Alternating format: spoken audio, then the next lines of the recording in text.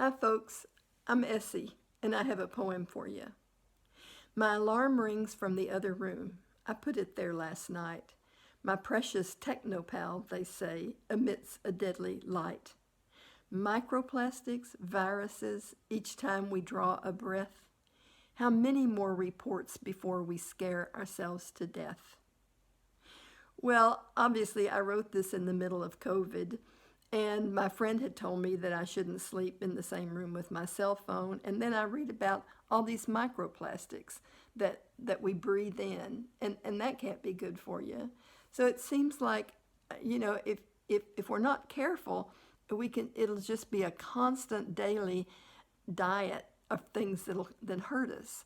And while we're home trying to keep ourselves safe, we watch TV and we see people dying and people suffering. We see brutal things happening to people who don't deserve it. And I just wonder, how am I to live with my helplessness in the face of all this disease and despair and people screwing up and taking it out on other people? Add to the fact that nobody really knows what's going on, and nobody really knows when it will be over. So, to point out the obvious, what we have here is a real clusterfuck. A lot of stress, and stress has been killing us long before COVID. So we humans, it occurred to me that we humans evolved to respond to that sweet thrill of fear that warns us. And when I'm feeling helpless and indecisive, that little shot of adrenaline gives me a sense of purpose. But we haven't evolved, or our evolution hasn't come far enough to help us distinguish between what's scary and what's actually dangerous. Yes, we have to listen to our fears and hear what they're telling us, but we have to be smarter than that.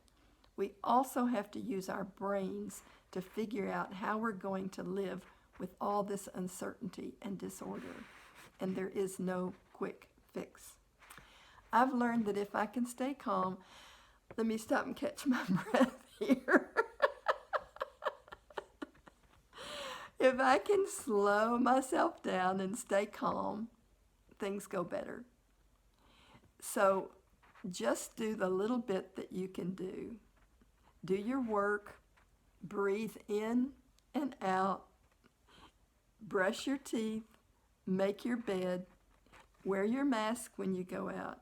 But please don't forget to plan and intentionally plan something that you love to do, because that's what makes life worth living.